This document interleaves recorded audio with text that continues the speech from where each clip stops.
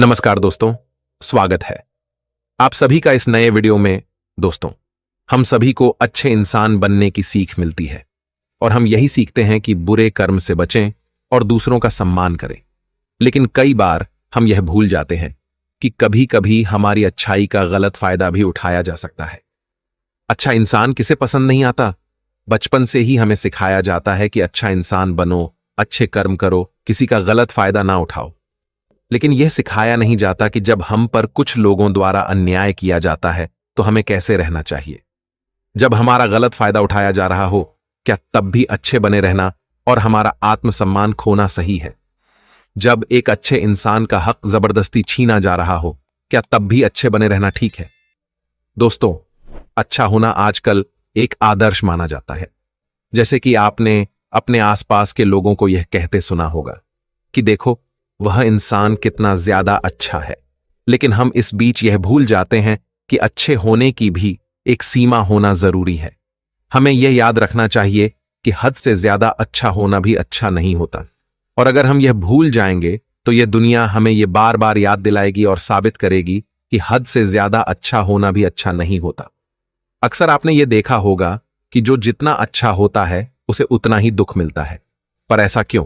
व्यक्ति हमेशा दूसरों की भावनाओं और जरूरतों को अपने आप से अधिक महत्वपूर्ण मानता है और इसी कारण वह खुद को एक कठिन स्थिति में पाता है।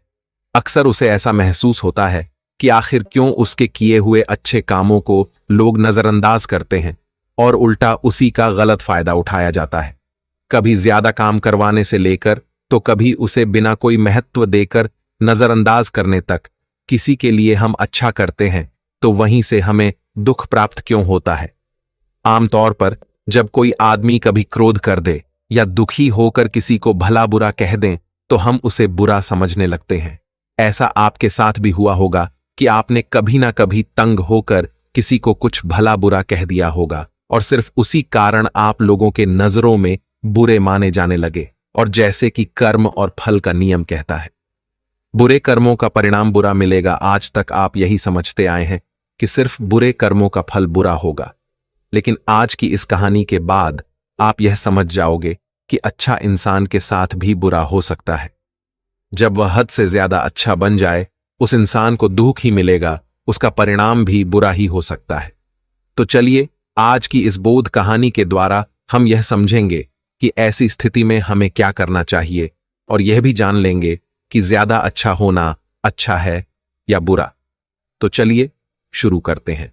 बहुत समय पहले की बात है। एक नगर में एक धनी सेठ रहता था जो बहुत दयालु था। इतना बड़ा व्यापार और बहुत सारा धन होने के बावजूद वह एक भोला और दान करने वाला इंसान था। वह हर किसी की मदद करता था। उसके मन में लोगों के प्रति प्यार और दया की भावना ये थी, वह किसी का भी दुख नहीं देख पाता था। उसके इतने दयालु और भोलेपन की वजह से उसके आसपास के लोग उसकी इसी बात को उसकी कमजोरी समझकर उसका फायदा उठाते थे। कुछ लोग उस सेठ के सामने झूठ मूठ का रोना रोकर उससे पैसे उधार ले जाते थे। सेठ अमीर तो था ही और ऊपर से दयालु भी। जब वह सेठ उन लोगों की दुखी हालत देखता और उनकी परेशानियां सुनता तो उसका मन भर आता। और जब वह लोग उससे कहते हैं कि मुझे थोड़ा धन उधार चाहिए या तुम मेरी मदद करोगे, मैं तुम्हारा यह एहसान कभी नहीं भूलूंगा, तो वह मना नहीं कर पाता। वह सोचकर धन दे देता कि अभी इसका बुरा वक्त चल रहा है, इसको मेरी मदद की जरूरत है, बाद में यह पैसे लौटा देगा। धीरे धीरे वक्त गुजरता गया। लोग उस सेठ के आगे बिना बात का रोना रोते और उसका धन ले जाते और कभी वापस नहीं करते। सेठ भी कभी धन वापस नहीं मांगता था। उसको लगता था कि जब इसका बुरा वक्त गुजर जाएगा तो धन वापस कर देगा। लेकिन कहते हैं ना कि हर सुबह के बाद रात होती है, हर सुख के बाद दुख आता है और दुख के बाद सुख आता है। ठीक उसी तरह उस सेठ के साथ भी हुआ। कुछ सालों बाद उसे पास धन कम होने की वजह से उसके व्यापार में माल भरने के पैसे कम होने लगे और इसके वजह से उसके दुकान पर अब ग्राहक भी कम होने लगे, क्योंकि जो सामान उन ग्राहकों को चाहिए था वह सामान उस व्यापारी के पास खत्म होने लगा था और उस सामान को लाने के लिए अब उसके पास इतना धन भी नहीं था। धीरे धीरे सेठ का धन समाप्त हो गया। एक समय था जब वह सेठ अपने नगर के अमीर लोगों में आता था, पर आज उसके पास पैसे नहीं थे। ऊपर से ढेर सारा कर्ज उसे बाजार से लेना पड़ा। उसे समझ नहीं आ रहा था कि वह क्या करे। उसने महात्मा बुद्ध के बड़े चर्चे सुन रखे थे। उसे ये पता था कि उसके बहुत मित्रों ने उनके पास जाकर अपने जीवन के लिए सही मार्गदर्शन लिए है और वह जो ज्ञान देते हैं वह काफी जिंदगियां सुधार चुका है। उसने निश्चय किया कि अब तथागत गौतम बुद्ध ही उनकी समस्या का हल बताएंगे। यही सोचकर वह अगले दिन गौतम बुद्ध से मिलने निकल पड़ता है। वहां जाकर बुद्ध को प्रणाम करते हैं। फिर सेठ गौतम बुद्ध से कहता है, मुझे मेरी समस्या का निवारण चाहिए। बुद्ध कहते हैं, पूछो, क्या पूछना है। फिर वह उन्हें सारी बातें बताता है कि कैसे वह लोगों की मदद करके अमीर से गरीब हो गया, कैसे उसने बस लोगों की बुरी हालत देखकर अपने व्यापार के पैसे उन्हें मदद करने के लिए दे दिए और आज वह खुद जरूरतमंद हो गया है। गौतम बुद्ध उसकी सारी बातें ध्यान से सुनते हैं और कहते हैं कि तुम बहुत ही ज्यादा सीधे और दयालु हो। जरूरत से ज्यादा सीधा होना भी हमारे लिए मुसीबत पैदा कर सकता है। आगे बुद्ध कहते हैं, तुम लोगों की मदद इसलिए करते थे ताकि वो मुसीबत से बाहर निकल सके, लेकिन लोगों ने इसका फायदा उठाया और तुम्हें ठगने का काम करते रहे बाय। उस सेठ ने कहा, आप बिल्कुल सही कह रहे हैं बुद्ध। मेरे दुखों का कारण मेरा ज्यादा सीधा होना, सरल होना और दयावान होना ही लग रहा है, लेकिन मैं अब क्या करूं? मुझे रास्ता बताइए। क्या मैं बुरा बन जाऊं, दया निकालकर फेंक दूं, निर्दयी हो जाऊं? क्या अच्छाई करने की कोई कीमत नहीं? इस दुनिया में क्या मदद करने से या किसी का भला करने से बस यही परिणाम मिलता है? बुद्ध कहते हैं, नहीं, तुम्हें यह सब नहीं करना है। कई बार तुमने देखा होगा कि जो व्यक्ति ज्यादा अच्छा होता है उसे उतना ही ज्यादा दुख मिलता है। इसका सीधा कारण है कि वह अपने अधिकारों को सामने वाले की इच्छाओं से कम दर्जा देता है और फिर उसे जब भी आपसी अनबन होती है तो उसे अधिक तकलीफ होती है। लेकिन उसी के विपरीत हमें हमेशा यह भी नहीं सोचना चाहिए कि हमारा अच्छा और भला करना बेकार है या यह बस हमारी कमजोरी है। हमें अच्छा इसे हाथ कभी नहीं छोड़ना चाहिए। हमें बस यह सीखना है कि कभी कभी हमें भी अपनी बात रखने का अधिकार है और हमें अपने अधिकारों की रक्षा करनी चाहिए। इसलिए हमें अच्छे इंसान बने रहने के साथ साथ अपने अधिकारों की रक्षा करना भी सीखना होगा।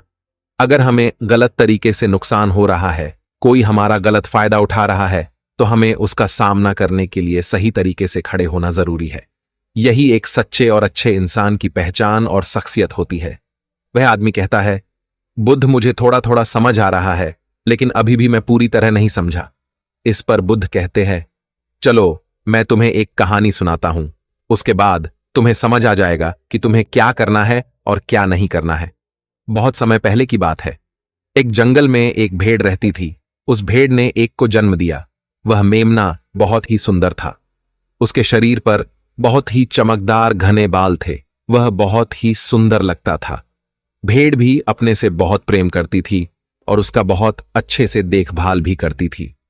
भेड़ अपने बेटे को अच्छी अच्छी बातें सिखाती, उसे अच्छे संस्कार देती। उस भेड़ की इच्छा थी कि उसका बेटा बड़ा होकर खूब नाम रोशन करे। लेकिन भेड़ के ज्यादा लाड़ प्यार के कारण मेमना बिगड़ता जा रहा था। उसकी मां उसे अच्छी शिक्षा देती थी, उसे अच्छे से रखती थी, दिन रात उसका पूरा ख्याल रखती थी। लेकिन मेमना दिन प्रतिदिन शैतान और जिद्दी होता चला गया।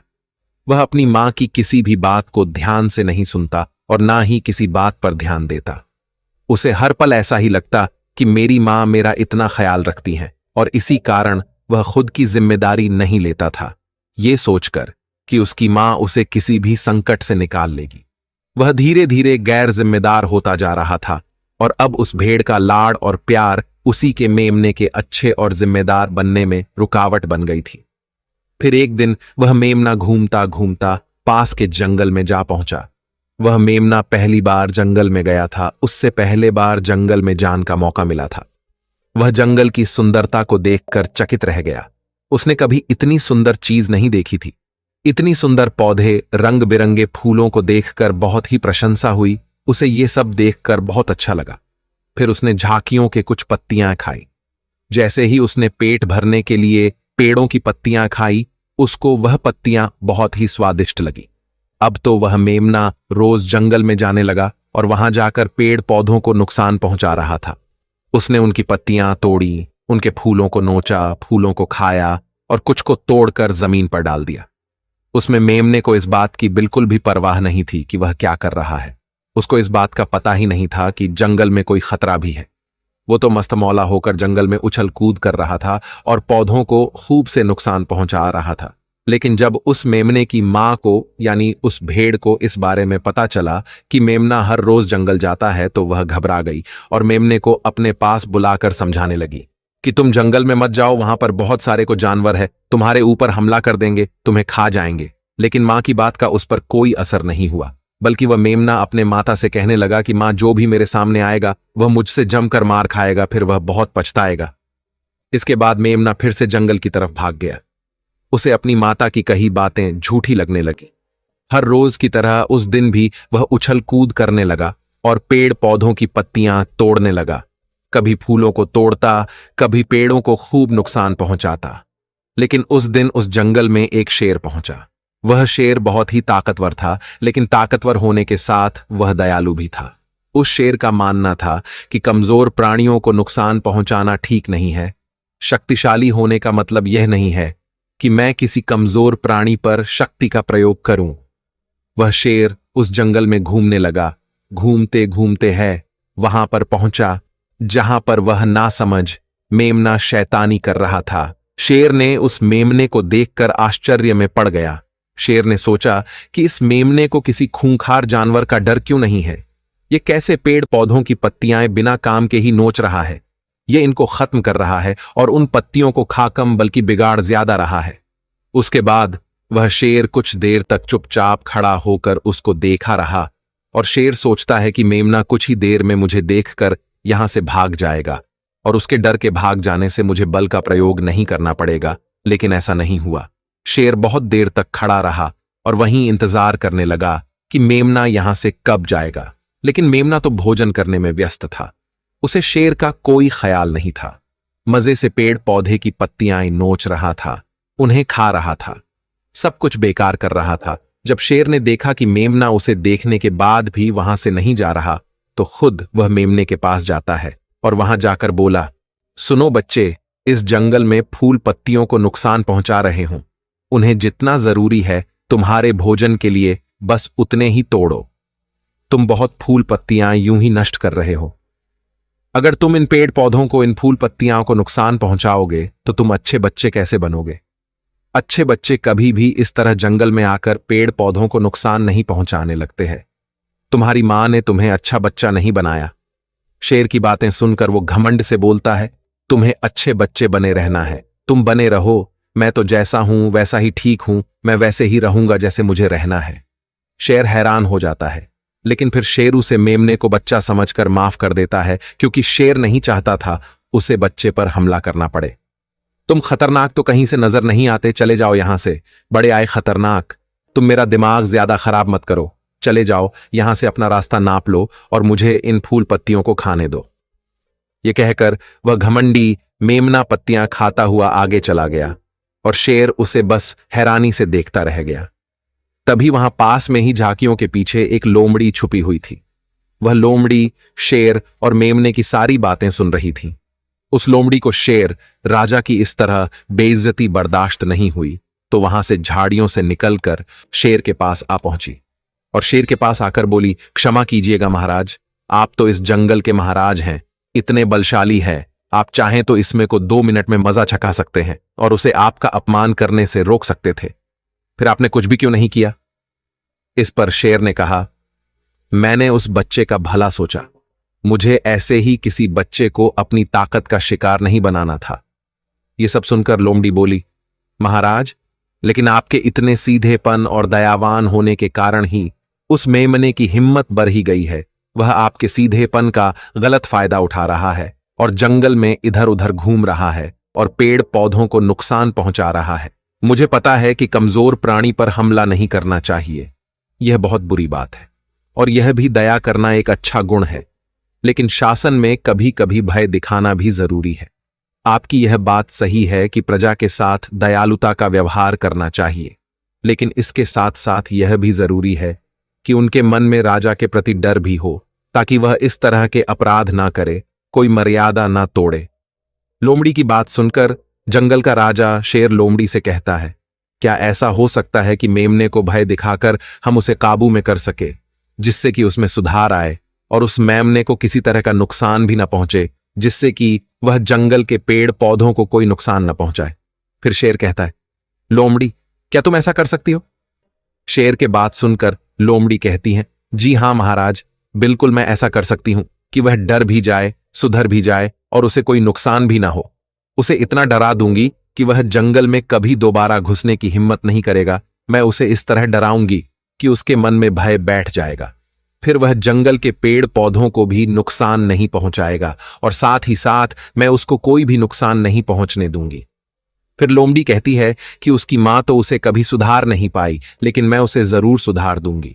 लोमड़ी की बातें सुनकर शेर ने बोला, अच्छा ठीक है, तुम कोशिश करके देखो। अगर तुम्हें इसमें सफलता मिल जाती है तो मैं तुम्हें जंगल के सभी जानवरों के सामने इनाम दूंगा। शेर की बातें सुनकर लोमड़ी बहुत खुश हुई।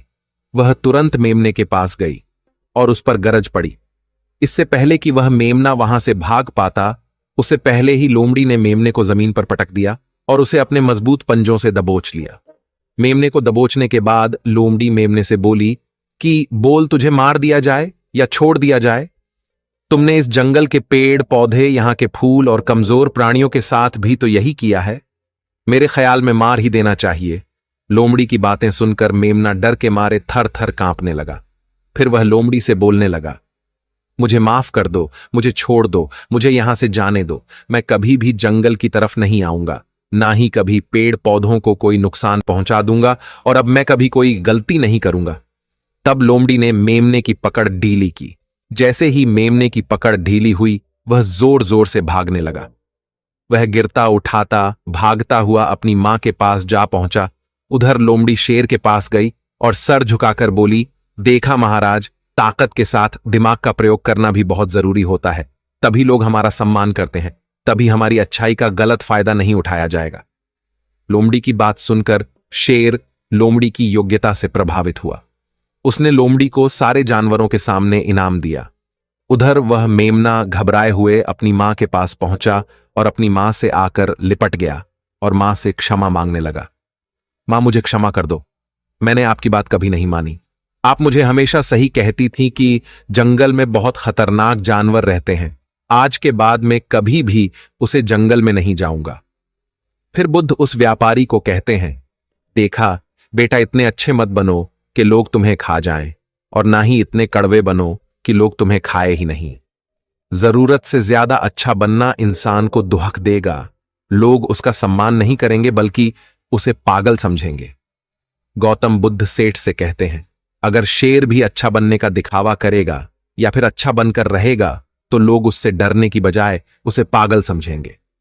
सेठ को समझते हुए बुद्ध बोले, अगर हम ज्यादा अच्छे बनकर पेश आते हैं तो लोग हमारी अच्छाई का फायदा उठाने लगता है। तुम लोगों के लिए भले उनकी मदद करते हो, वही लोग भोले बनकर तुम्हें ठगने की कोशिश करेंगे। तुम्हें लोगों की मदद करना छोड़ना नहीं, बल्कि समस्या सुनकर उसे धन देने की बजाय उन्हें समाधान देने की कोशिश करो। अगर धन की आवश्यकता पड़े तो थोड़ा बहुत धन दे सकते हो, लेकिन हर समस्या का समाधान धन से करने की वजह निवारण से करो। इससे वही लोग तुम्हारे पास समस्या लेकर आएंगे जिनको हकीकत में दिक्कत है। पैसे ठगने वालों से तुम्हें मुक्ति मिल जाएगी। सेठ बुद्ध को प्रणाम करता है और धन्यवाद कहकर वहां से चला जाता है। फिर वह वैसा ही करता है जैसा बुद्ध बताते हैं और कुछ ही सालों में वह पहले जैसा धनवान बन जाता है। तो दोस्तों, आपने आज के इस वीडियो से क्या सीखा वह मुझे आप कमेंट में बता सकते हैं। इसी के साथ मैं उम्मीद है कि आपको आज की वीडियो पसंद आई होगी। तो इस वीडियो को उस इंसान को शेयर करें जिससे यह कहानी सुनने की जरूरत है, और उसी के ठीक बाद चैनल को सब्सक्राइब करें। तो चलिए फिर मिलते हैं ऐसी एक और नई वीडियो में एक नए मैसेज के साथ। तब तक के लिए अपना ख्याल रखें। धन्यवाद और नमोह बुद्धाय।